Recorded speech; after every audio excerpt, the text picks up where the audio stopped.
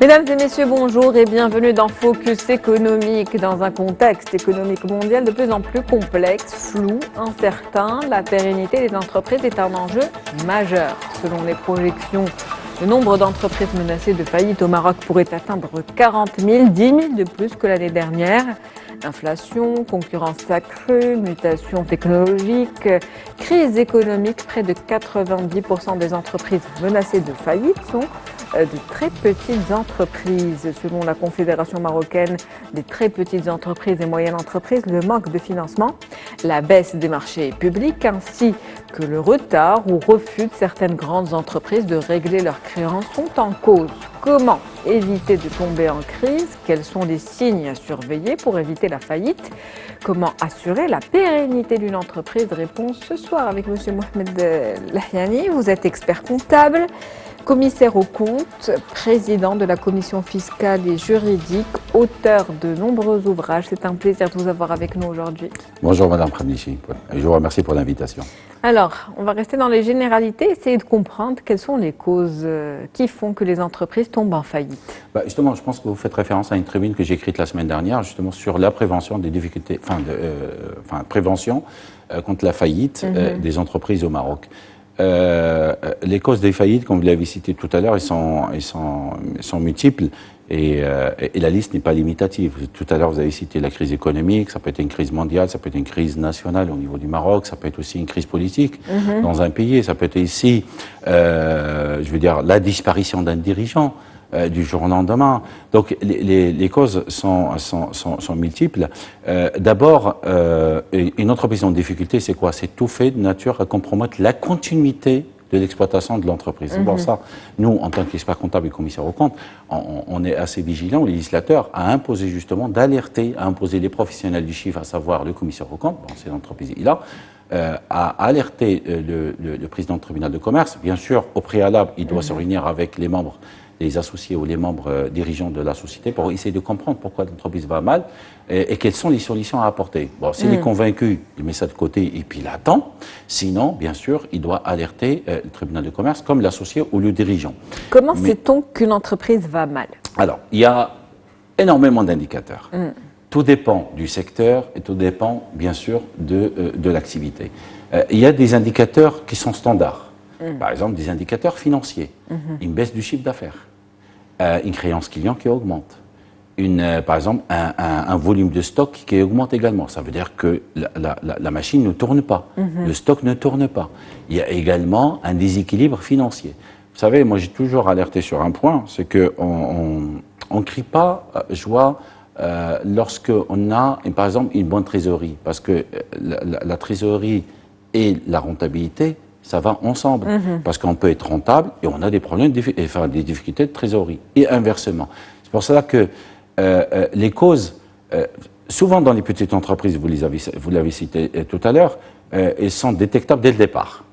Par exemple, on voit un relevé bancaire, on voit que le solde est en train de se dégrader, voire même en difficulté de trésorerie. Et on fait appel, bien sûr, au banquier. Donc là, c'est une alerte. Pourquoi? Parce qu'il n'y a pas de relais derrière. Il y a aussi, bien sûr, par exemple, des entreprises qui sont restées sur un seul produit. Ils vendent un produit, un monoproduit. Si jamais, par exemple, le produit n'est plus d'actualité le 10 juillet, évidemment, il y a des difficultés. Il y a aussi le danger d'un monoclient, un seul client. Vous avez un seul client ça marche très bien, mais du jour au lendemain, il disparaît. Lui-même, il ferme la société parce qu'il est en difficulté. Là aussi, pareil, il y a toutes les répercussions. Et quand on parle des difficultés de l'entreprise, attention, il y a tout l'écosystème qui en dépend. Pourquoi? Parce que, et souvent, ça on le voit dans les grandes entreprises. Parce que dans les grandes entreprises, vous avez tout l'écosystème qui est à côté, les sociétés qui travaillent avec. Et lorsque la société mère est en difficulté, malheureusement, non seulement elle qui fait faillite, il y a toutes les entreprises qui entourent. Un effet domino. Bien sûr, c'est un effet domino, tout à fait. Donc aujourd'hui, les petites entreprises sont plus à risque que les grandes. C'est les poumons financiers, parce que les grandes entreprises ont les moyens justement de faire face, parce qu'ils sont capables de faire appel à des fonds externes, par exemple une augmentation de capital, des fonds propres. Ils peuvent également, parce qu'ils ont assez de caution et de garanties pour les banquiers, pour que les banquiers leur prêtent de l'argent. Ils ont les moyens aussi de se diversifier, ils ont les moyens de prospecter, ils ont plus de moyens justement pour faire face à la crise que malheureusement les petites entreprises, parce qu'il y a aussi une implication personnelle. L'implication personnelle dans une petite entreprise, c'est le dirigeant lui-même, parce que c'est lui qui a la clé de tout le succès de l'entreprise, ou malheureusement des fois de la dégradation, des difficultés de l'entreprise. Vous avez cité tout à l'heure des signes avant-coureurs à surveiller, on va dire. Une fois que ces éléments, on va dire, sont détectés, quelle est la posture à prendre pour éviter de tomber justement dans la crise? Nous, par exemple, experts comptables, on fait extrêmement attention à la situation de l'entreprise. Pourquoi? Parce que, et après, on conseille des outils. Je vous donne un exemple. Par exemple, si vous prenez beaucoup de chefs d'entreprise actuellement, si vous leur demandez quelle est la situation de votre société entreprise, enfin de votre entreprise, ils vous diront j'attends le bilan au mois de mars de l'année prochaine. Ça veut dire qu'il va attendre encore des mois pour justement savoir quel est le résultat de son entreprise. Autant il peut être au courant de son solde bancaire, parce qu'il peut consulter son solde tous les jours, mais le résultat, pas beaucoup. Donc nous, en tant qu'experts comptables, justement, on conseille les entreprises à mettre en place des outils, justement, de surveillance. Parce qu'une entreprise, il faut la surveiller au jour le jour. Pourquoi? Parce que vous êtes rentré dans une arène de la concurrence, vous êtes concurrencé, et vous-même, vous concurrencez les autres. Donc il faut accepter ce jeu-là. Et justement, il faut surveiller l'entreprise de jour en jour et bien sûr diversifier, innover et bien sûr former de personnel et aller chercher bien sûr du nouveau marché. Quels sont ces outils aujourd'hui que vous conseillez pour une meilleure gestion? Bien sûr, moi je vous donne en tant qu'expert comptable, par exemple, je vous donne par exemple un budget. Un budget, c'est du prévisionnel sur un passé. Parce que vous prenez les éléments du passé pour établir vos budgets. Par exemple, ce qu'on appelle les situations flash. Les situations flash, c'est les résultats, par exemple, arrêtés dans une période, par exemple, un résultat mensuel. Par exemple, les ratios, les taux de marge, l'indépendance financière.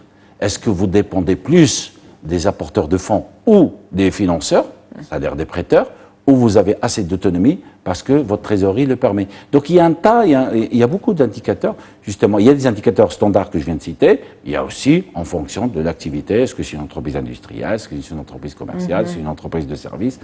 Est-ce que ces outils dépendent des activités? Oui, bien sûr, évidemment. Il y a l'outil, comme je vous dis, c'est standard. Est-ce qu'il n'y a pas des outils standards basiques qu'on peut utiliser bien sûr. Pour toute entreprise? Oui, bien sûr, un fonds de roulement, par exemple, une surveillance d'un fonds de roulement, besoin de fonds de roulement, ça va à tous les coups. La surveillance du solde de trésorerie, c'est valable pour tous. Mais après, maintenant, il y a, vous savez, par exemple, si vous prenez une société de service, vous avez le capital humain est indispensable. Il est assez important que l'entreprise industrielle, où vous avez plus d'investissement de matériel et outillage, par exemple. Oui, donc tout dépend. Donc, comment les PME peuvent aujourd'hui mettre en place des stratégies, justement, de prévention de faillite? Encore une fois, c'est voir leurs conseillers pour mettre en place des tableaux de bord, des situations, c'est au jour le jour, pour justement voir où est-ce qu'on peut corriger, parce qu'à partir de ce tableau de bord, il faut corriger les anomalies, les failles ou la dégradation, bien sûr, d'une marge au sein de l'entreprise. Et que pensez-vous de cette déclaration de la Confédération marocaine des très petites et moyennes entreprises, dont j'ai parlé tout à l'heure en préambule, qui disait que le manque de financement, la baisse des marchés publics et le retard ou refus de paiement de certaines grandes entreprises peuvent interférer dans la santé, justement? J'allais en parler parce que on a animé ensemble une émission sur le délai de paiement. Et moi, je l'ai animé pas mal de fois ici, sur vos plateaux. Le législateur, justement, a mis en place une loi pour protéger les défaillances de l'entreprise. C'est la loi sur le délai de paiement, qui n'est pas nouvelle d'ailleurs. Elle date de 2011, donc elle a pratiquement 13 ans. Donc la première, c'était 32-10, et ensuite, on l'a retouchée l'année dernière avec la loi 69-21, qui commence à 78-1 et jusqu'à 78-10, plus le titre 2. Pourquoi cette loi ?